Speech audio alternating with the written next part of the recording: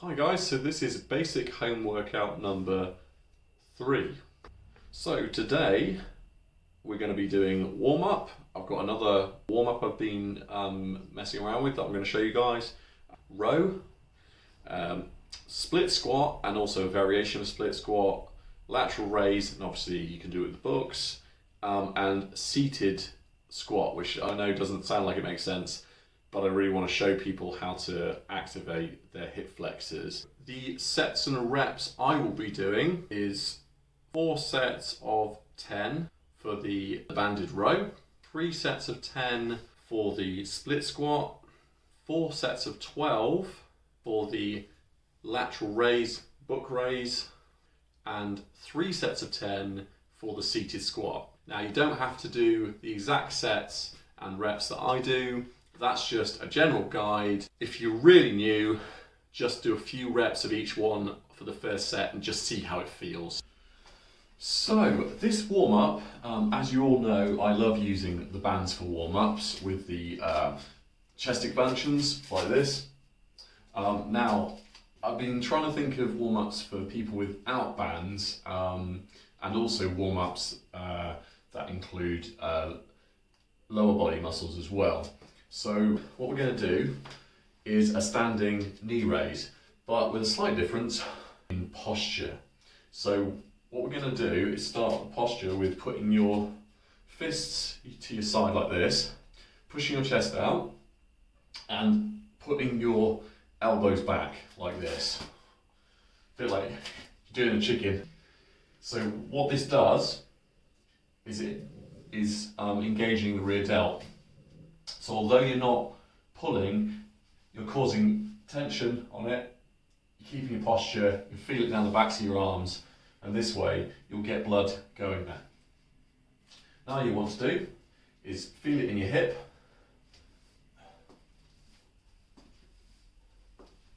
just like that. Now as you raise your leg, again like I said with the squats, focus on this part and the squeeze here. Again, imagine that you've got a spring and that you're pressing the spring. So just basically do however many feels good to you. Once you start feeling the blood going, you'll raise your heart rate a little bit and you'll feel the blood in your hips, and you should start feeling a bit of burn maybe in the rear delt. I can't tell the exact reps. I'm probably going to aim for about 20. 1, 2, 3, 4, 5, 6, 7, 8, 9, 10, 11, 12, 13, 14, 15, 16, 17, 18, 19, 20. Yeah, started feeling it in my hip flexors. So this is an area that I specifically struggle with, is hip flexors and a lot of pain in between here. So obviously for me, this is great, getting the mobility going. 1, 2, 3, 4, 5, 6, 7, 8, 9, 10, 11, 12, 13, 14, 15, 16, 17, 18, 19, 20. Go at your own pace. You don't have to go at a million miles an hour, but obviously if you're finding it easy, you can up the pace. Another point as well is if you don't have that much mobility, you can just do it to there. You don't have to raise your knee all the way up. You'll still get that squeeze in the hip, just as long as you focus on it, just like this. You can do this. Make sure that you balance and that you rock it, sort of rocking backwards and forwards helps a little bit as well, or rocking from side to side, should I say, so that you're keeping your weight over the foot that's planted on the ground. So you're not raising and doing this. So you're sort of, if you can see that. If you don't have a band, you can do the bent over row with the shopping bag, which I will show now. Get your chair, nice and solid. Get your shopping bag with a weight in it. The main thing about this exercise is the position. Obviously you want to keep your back straight, you don't want to be hunching over like this. So basically get your hands on the back of a chair, or get one hand on the back of a chair. Try and keep your arm straight so that you're pushing into the shoulder here. Walk backwards, nice wide stance. Get your feet nice and wide so you feel solid. So if somebody pushes you, you wouldn't fall over. Not that somebody should be pushing you while you're doing this, I'm just saying. What you want is your arms straight down, just like this, and then rep. 1, 2, 3, 4, 5, 6, 7, 8, 9, 10. So you're not rounding your back, keep your arms straight down and your shoulders back. Basically, flex your back muscles, squeezing your back muscles like that. If you do have a band, obviously like I said in the band video, find some place that you can hook your band on. It doesn't have to be above your head, just make sure that it's nice and solid, it's not making any funny noises, and you trust it. If you're not sure of the anchor point, don't use it. Now, I'm planning on you being able to work along. Obviously, it's going to be a little bit tricky with the bent over row because it's single arm, so you'll need to do it twice. You'll need to do once on one arm, once on the other arm, so just replay the video, or just do it at however many reps you want to do it. Just try and get it similar pace with reps. Okay, let's get started. Okay, so get your tension on your band, squeeze your shoulders back, point your elbows out but slightly downward, with your thumbs pointing up, wrap them in. 1, 2, 3, 4, 5, 6, 7, 8, 9, 10. Again, like I always say, make sure that you release the tension, or that the second movement is nice and controlled, and that you squeeze almost. You slow down, pause, and then release. Don't let the band twang you back. All the weight, whatever you're using, don't drop it fast, don't let it pull you fast. If you can't control it, lower the weight, take a can of beans out of the bag, or make the band easier, hold it further down, bring the chair in a little bit so the tension's less, or use a lighter band. There's no problem with going lighter. Control is the most important thing. There's also exercises to make sure that you feel comfortable and set before you start.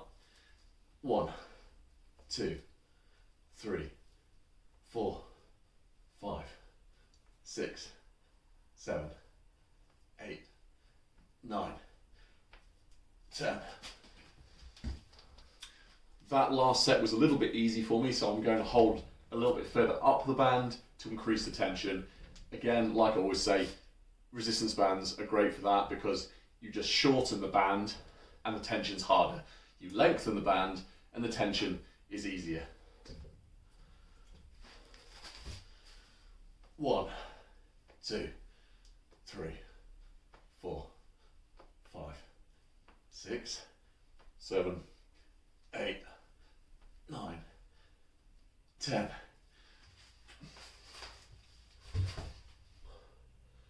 So you see the difference here of rounded shoulders, bad. Retracted shoulders, good. Can you see the difference there? Rounded shoulder, bad. Retracted shoulder, good. 1, 2, 3, 4, 5, 6, 7, 8, 9, 10. So moving on to the split squat. Now, this might seem quite advanced, but just bear with me. There is a alternative, although it's slightly different. The main thing about this is the setup. If you set up correctly and you have something to balance yourself on and hold yourself on, it's not too bad at all. Now, it's good to do on the stairs as well, because the split squat, you have to put your back leg, or you have to put the leg that's going to be your back leg, up on something. It can be low, so you can decide where you want it to be on a stair. So stairs not bad. The main thing is to make sure that at this level, obviously once you get really used to it, but we're staying basic on this one, is that you've got something that you can hold on to, that you can stabilise yourself on without compromising your position. So here, I'm going to use this, nice and solid. Stand directly upright, put your left leg back, like this, and just going straight down, don't lean forward, going straight down, squeeze with your hip, and keeping your leg nice and straight with your toe. 1, 2, 3, 4, 5, 6, 7, 8, 9, 10.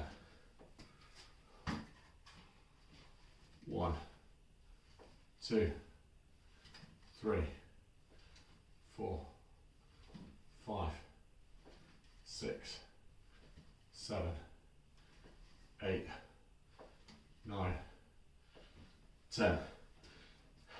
Now, if you don't feel comfortable with that and you want to do some kind of squat, this isn't going to be exactly the same. It's going to use slightly different muscles, pretty much the same muscles obviously because you're still squatting with your legs. Basically do the same thing, just don't put your leg back on the stair, just find something that you can stabilise yourself on and just squat like this. Now you don't have to squat low if you don't want to, if you struggle with mobility. Just make sure, the main thing to make sure is you're getting that hip activation, you've got your feet feeling comfortable, you're sliding your hips back and you're going back up. That's the main point, that you're not just dropping down with your knees forward.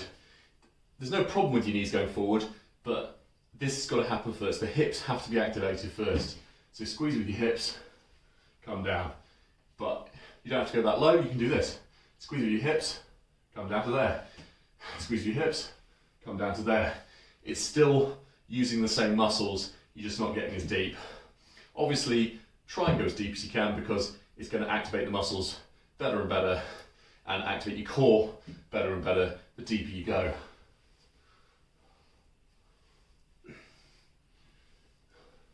That's a good way to start doing squats. One reason why I like the split squat is it really focuses on squeezing this hip. 1, 2, 3, 4, 5, 6, 7, 8, 9, 10.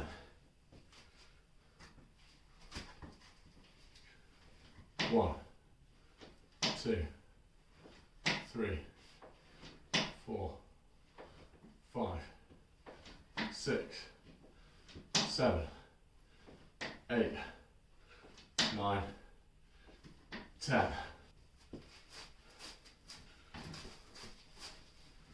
1, 2, 3, 4, 5, 6, 7, 8, 9, 10.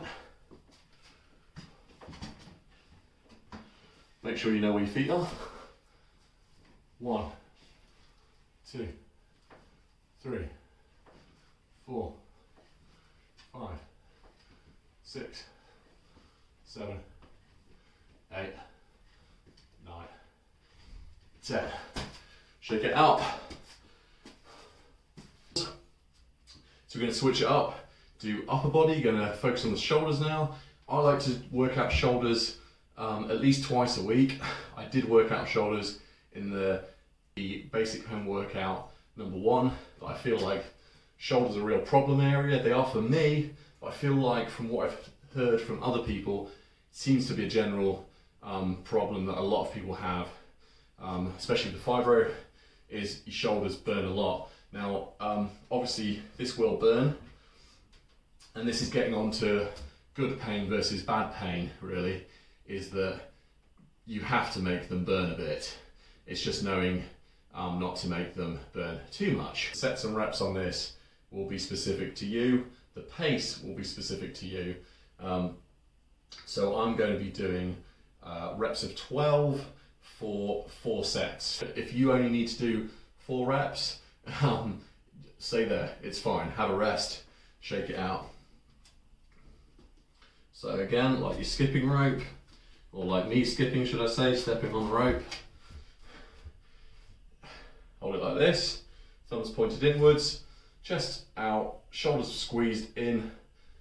1, 2, 3, 4, 5, 6, 7, 8, 9, 10, 11, 12. Now you notice there that I have long arms. You have to be aware of what's above you. Now another point to make as well is that you don't bring the band all the way back down from where you start.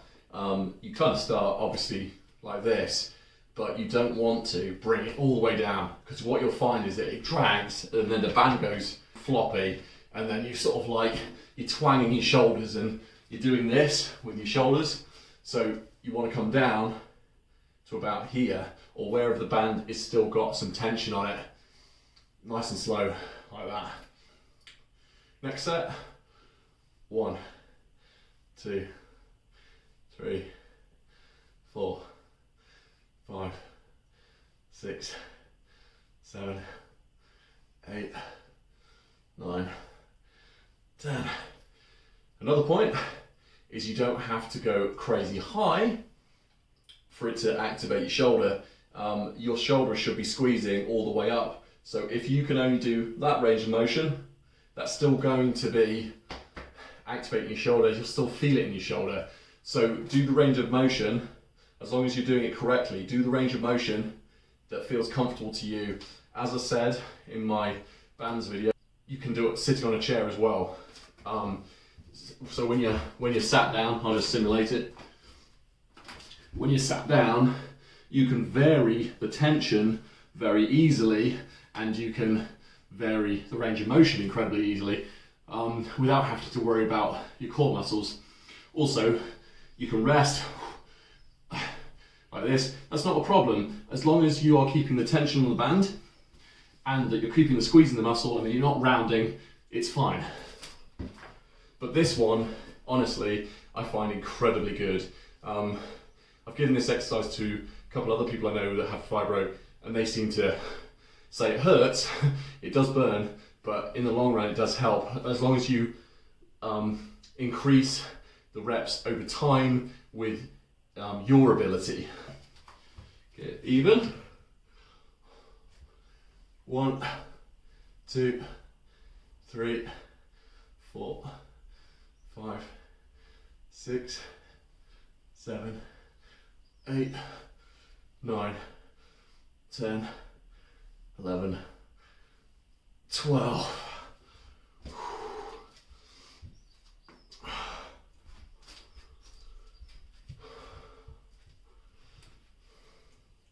Last set.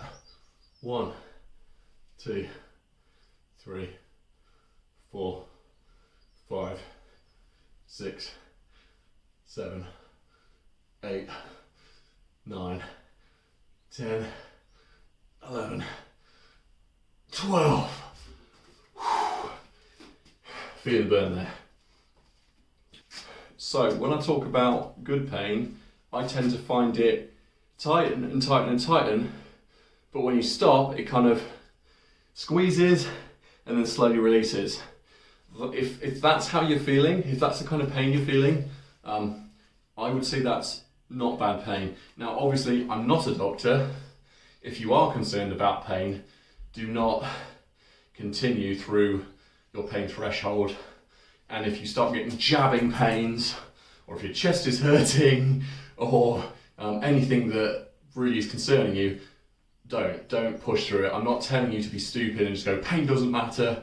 I'm just trying to give you an idea of, obviously, especially if you've got fibro, there's not really any way you're going to do anything without feeling some kind of pain. So if you don't do anything without pain, you're not going to do anything at all. So you've got to understand where that pain is just the burn in the muscles, and that, you know, that's inevitable. So moving on to the last exercise, this is going to be another squat. Now, I'm not trying to overdo squatting, I'm just trying to, while you have those muscles activated, blood in them, trying to get a bit of mind muscle connection with the hip flexors, which we will already be doing, and the rear of your leg, your hamstrings as well. So yeah, I'm treating it a little bit like a leg workout today, with two leg exercises, but I think it makes sense, as long as you don't overdo it all week. Doing two is fine in one session. So this one, you start sitting down, you lean forward. Again, you can really focus on the control here because you don't have to worry about stabilizing muscles at this point. Sort of get into that position where you might be thinking about getting up off the seat, so normally up, but make sure that everything is in line. Moves on your legs like this if you want. Squeeze in your back, your shoulder like this, look up, squeeze the hips and push with your feet. And then return. Just practice a bit, getting up and sitting down, just how you normally would, and then make it more into an actual movement where you're squeezing the muscles. And then eventually, I want you to be able to do it without putting your arms on your legs. So you're like this.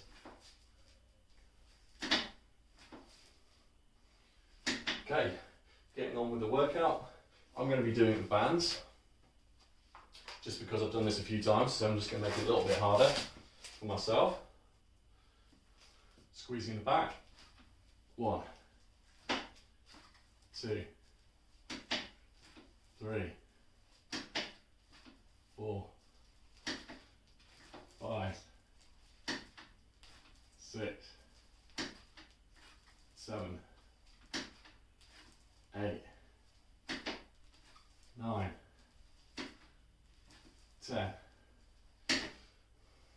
So another point with this one is it's a little bit of a wider stance than a normal squat, probably, to really get those hip flexors engaged. 1,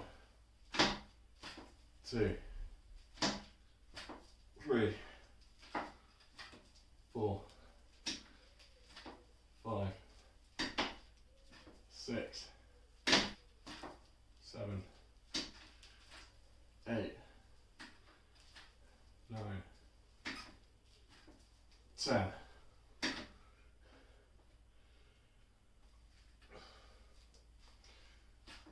One, 2, 3, 4, 5, 6, 7, 8, 9, 10. As you might have seen on that last set, I literally just touched the chair, didn't sit in it, and got straight back up. That's basically what you want to end up doing once you get really used to seated squats.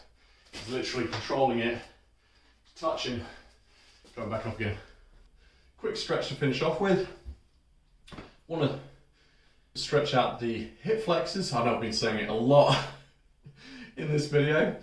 That word's starting to lose meaning. Hip flexors, hip flexors, hip flexors, hip flexors. Stand with quite a wide foot stance. Obviously back straight, pushing your shoulders back, hands on hips, and basically just lean to one side or push one knee out and squeeze. However far feels comfortable.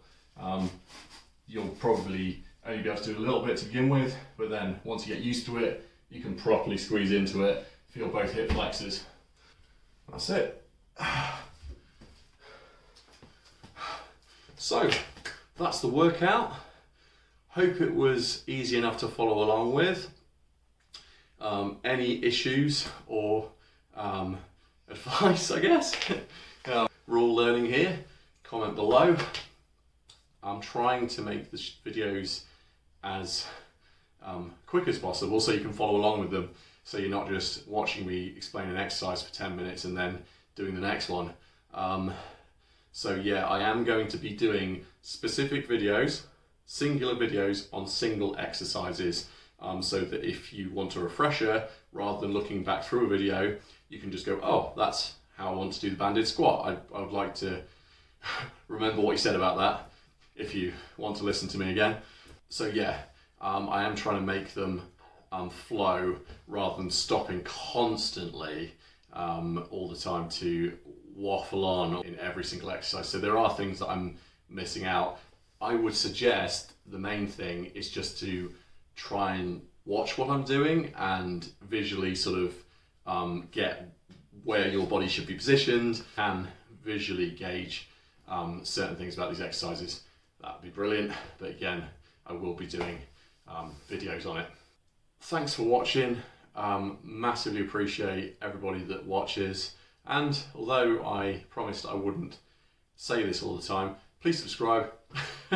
It does help, and it just means that you can follow along with what I'm doing, as I will be posting more and more regularly and explaining all the different aspects of my journey with exercise and fibromyalgia. So yeah, cheers. Have a good day.